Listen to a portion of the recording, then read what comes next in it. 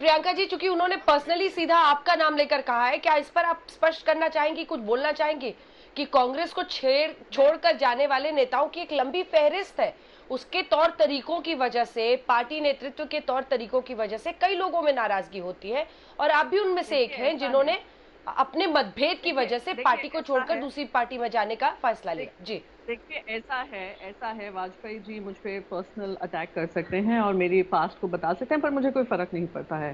कांग्रेस 100 साल पुरानी पार्टी है, उसमें बहुत सारे लोग आए, बहुत सारे गए। साथ में नाम विचार नहीं मिले, या मत नहीं मिले, या बातें पूरी नहीं हुई, या बातें को जो अंडरस्टैंडिंग होनी थी वो नहीं हुई। मैं उस पर जाना नहीं चाहती हूँ, क्योंकि डिबेट मेरे बारे में नहीं है और डिबेट मेरे अटैक को लेकर नहीं है। डिबेट इस मुद्दे को लेकर है, और वाजपेयी जी खुद ही जब बात करते हैं सारे संविधान को लेकर, और 105 सीट्स हैं भारतीय जनता पार्टी की और उनको सरकार बनानी चाहिए, वो खुद भूल जाते हैं कि गोवा में भारतीय जनता पार्टी इन्हीं की अलायंस है, कि किस तरीके से इन्होंने सरकार बनाई। भूल जाते हैं मेघालय में कैसे बनी, ये भूल जाते हैं कर्नाटका में क्या काम हुआ है। तो बार बार आकर दूसरों को पाठ पढ़ाने का काम ना करें और हमें ना सिखाएं।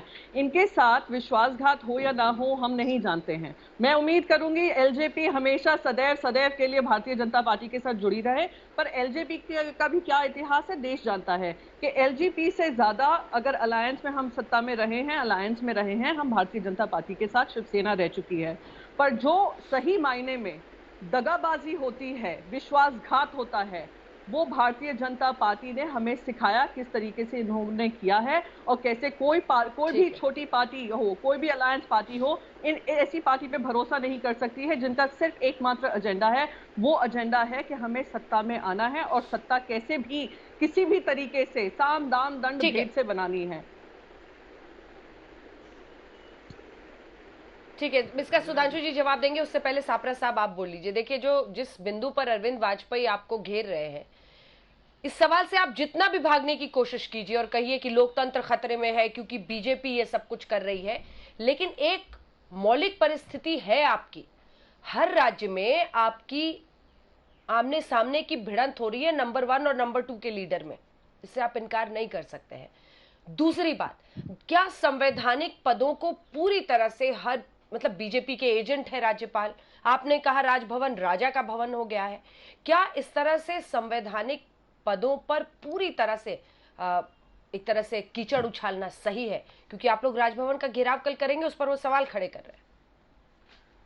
देखिए, अरविंद वाजपेयी जी ने जहां तक इतनी लंबी बात महाराष्ट्र के बारे में की उन्होंने, मैं उनकी पूरी इज्जत करता हूं, लेकिन जरूर कहना चाहूंगा कि एलजेपी तो महाराष्ट्र में न 3 में न 13 में, और इतनी लंबी बात आप महाराष्ट्र के बारे में, महाराष्ट्र के राजकारण के बारे में कर रहे हैं, तो मुंगेरी लाल के सपने अगर आप देखना चाहते हैं तो जरूर देखते रहिए।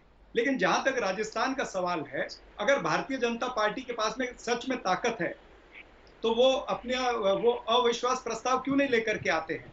क्यों गजेंद्र सिंह शेखावत अपना वॉइस सैंपल देने से डर रहे हैं? अगर सच्चे हैं तो आप कहिए मैं वॉइस सैंपल देने के लिए तैयार हूं, अगर झूठ होगा तो झूठ हो जाएगा। हम यहां पर नहीं, आप कहेंगे उस फॉरेंसिक लैब में हम उसका टेस्ट कराएंगे। वैसे भी फॉरेंसिक लैब जो है वो सब केंद्र के अंडर में है, जिस तरह से सीबीआई ईडीआई सब आपके अग्रिम संगठन बने हुए हैं, उसी तरह से फिर इतना क्यों डर रहे हैं गजेंद्र सिंह शेखावत? तो भारतीय जनता पार्टी के पास में, पंजाबी में कहते हैं कि पल्ले कुछ नहीं है, मतलब आपके पास है कुछ नहीं। आप सारी चीजें कंस्ट्रक्ट करते हो, आपके पास में जितने रिसोर्सेज है, जितनी ताकतें हैं, सत्ता बल, बाहुबल, धन बल, ये सारी चीजों का उपयोग करके आप सामने दरार क्रिएट करते हो, आप लोकतंत्र के ढांचे को कमजोर करते हो। यही हमारी तो लड़ाई सर, है और हम यही कह रहे हैं। वो तो ईमानदारी से कह रहे, ऑनेस्टली कह रहे। ठीक है, एक सेकंड। जी अंजना, अरे 10 सापरे सेकंड। साहब, वो इस ऑनेस्टली कच्छ कह रहे हैं से कि हम नया पॉलिटिकल सवेरा पार्टी आए, है, ये मैं हमें अगर मौका मिलेगा तो हम परिस्थितियों को देखकर आगे क्या करना है वो डिसाइड करेंगे। ये तो वो खुलकर कह रहे हैं, इससे ज्यादा क्या कह सकते हैं वो। आपको समझना है ना कि आपकी पार्टी की लड़ाई लोकतंत्र को खतरे में नहीं डालती है हर बार, कि लड़ाई आपकी पार्टी की हो और आप कहे लोकतंत्र खतरे में है। तो इनकी पोल खुल रही है, क्लाइड साहब से जुड़े ये तो लोकतंत्र बताइए। की धज्जियां उड़ा रहे हैं, यही तो इनकी पोल हाँ, खुल रही है।